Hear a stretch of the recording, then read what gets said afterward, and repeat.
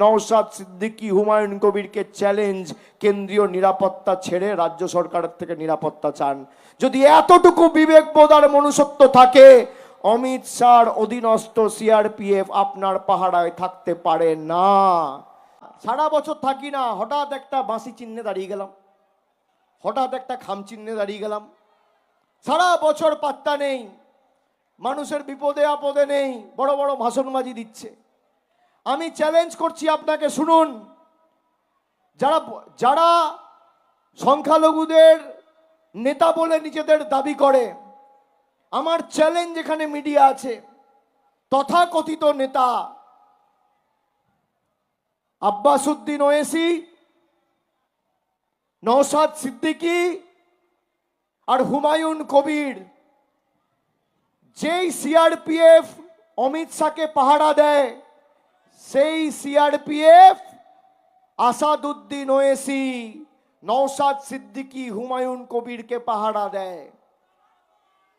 রাজ্যের মুখ্যমন্ত্রী মমতা বন্দ্যোপাধ্যায়, 3 বারের মুখ্যমন্ত্রী, 4 বারের কেন্দ্রীয় মন্ত্রী, 7 বারের সাংসদ, তাকে পাহারা দিচ্ছে, নিরাপত্তা দিচ্ছে রাজ্য পুলিশ, কলকাতা পুলিশ।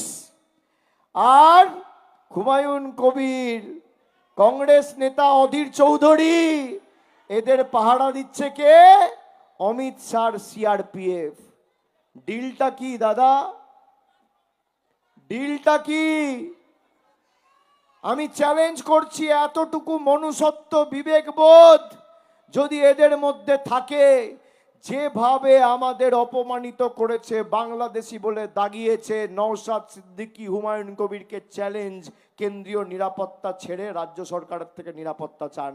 যদি এতটুকু বিবেকবোধ আর মনুষ্যত্ব থাকে, অমিত শাহর অধীনস্থ সিআরপিএফ আপনার পাহারায় থাকতে পারে না। তলায় তলায় ডিল করে বসেছেন। আমরা এত লড়াই করেছি, এদেরকে দেখেছেন? কোনোদিন একটা ইডি নোটিশ দিয়ে ডেকেছে? কোনোদিন দেখেছেন অমিত শাহ, নরেন্দ্র মোদী একটা সাংবাদিক বৈঠক করে এদের আক্রমণ করেছে? করেনি। এরা হচ্ছে বিজেপির বি টিম, সি টিম।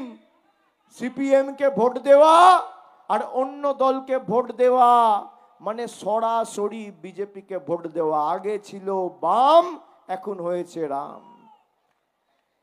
তৃণমূলকে ভোট দেওয়া মানে বিজেপিকে উচিত শিক্ষা দেওয়া, যারা মানুষকে বঞ্চিত করেছে, আমাদের অধিকার কেড়ে নিয়েছে, তাদেরকে যোগ্য জবাব দেওয়া। তৃণমূল একমাত্র দল, মমতা ব্যানার্জি একমাত্র নেত্রী, মানুষের দাবি নিয়ে সর্বোচ্চ আদালত সুপ্রিম কোর্টে গিয়ে সওয়াল করেছে। নওশাদ সিদ্দিকী, হুমায়ুন কবির, আসাদুদ্দিন ওয়েসি, অধীর চৌধুরী করেনি, রাহুল গান্ধী করেনি, করেছে মমতা বন্দ্যোপাধ্যায়। আজকে 32 লক্ষ লোকের নাম উঠেছে, তার কারণ তৃণমূল কংগ্রেস লড়াই করেছে।